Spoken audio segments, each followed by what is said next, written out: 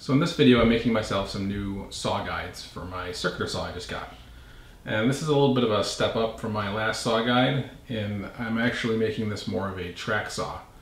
There is a groove that I've routed into this guide and a new base plate that I attached to the bottom of my saw that rides in this groove. So all I have to do is make some marks, put the board down, set the saw on the track, just push it right through. I don't have to make sure I'm pushing it against the fence. I don't have to worry about it wandering. I just know I pull the trigger, push it, that's it.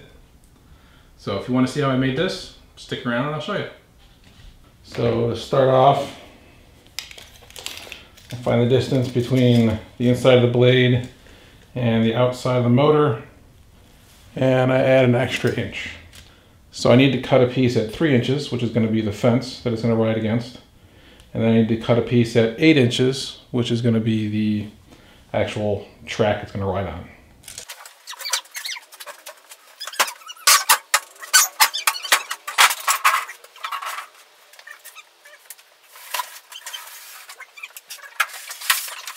Okay, now the first cut is going to be the 3-inch one, the one that's going to actually be the fence. And you have to use the factory edge for that. Now I'm going to look at this and see which side's the best factory edge.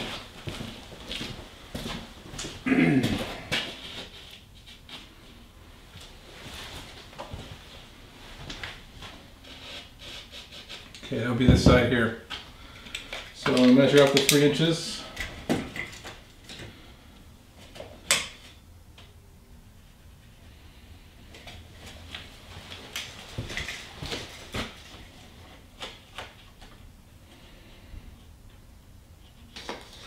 And I'm just going to snap a line to mark the 3 inches to cut. And I'm just going to cut this freehand, because the back side of this does not need to be perfectly straight. And you could cut it with a jigsaw and it would work just as well.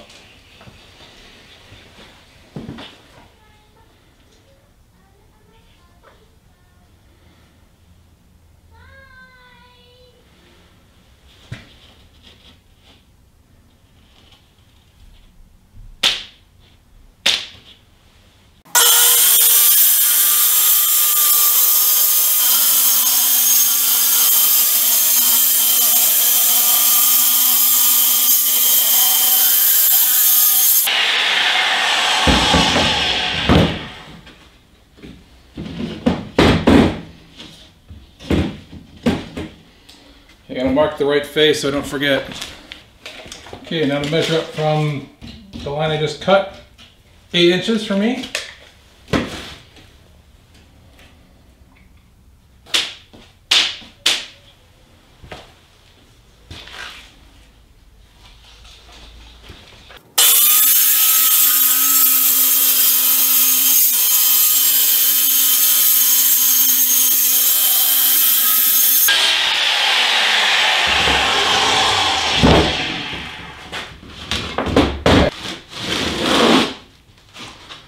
Okay, now the factory edge is going to show towards the wide side, the side that your plate of your saw is going to run on. I like to set it in a little bit from the back side, so I have a little extra room. And it's just so that I can put clamps on the back to hold it down if I really need to. Okay, so I'm going to give myself 4 inches from the edge.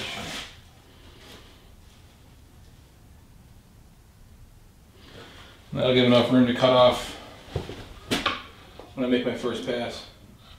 I traced the outline of where the fence is going to go on here. So now I'm just going to spread some glue. And I've got some 3/4 inch screws. So I'm going to glue and screw the fence onto the board.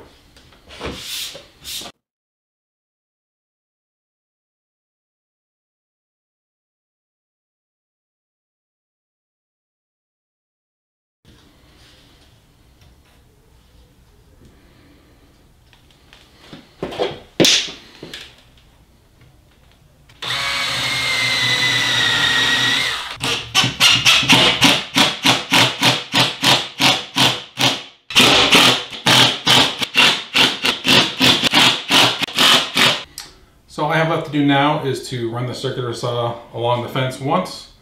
That will cut it off right at the perfect width and basically make this a zero clearance fence. So I'm actually going to use this to make a 5-foot long fence that I'm going to be using to cross-cut plywood, because clamping an 8-foot long fence onto a 4-foot wide piece of plywood is kind of floppy. So since I have the plywood here and I don't have anywhere to store this big of a sheet of plywood, I have to cut it up anyways. Now, I read once where someone put some non-skid stuff on the bottom of their board. I did that with my last one, but I used spray adhesive to attach it. And the first time the temperature dropped to below freezing in the garage, it just fell right off. I'm going to try and attach some stuff again, but this time I'm just going to use regular wood glue. Hopefully that holds on a little bit better.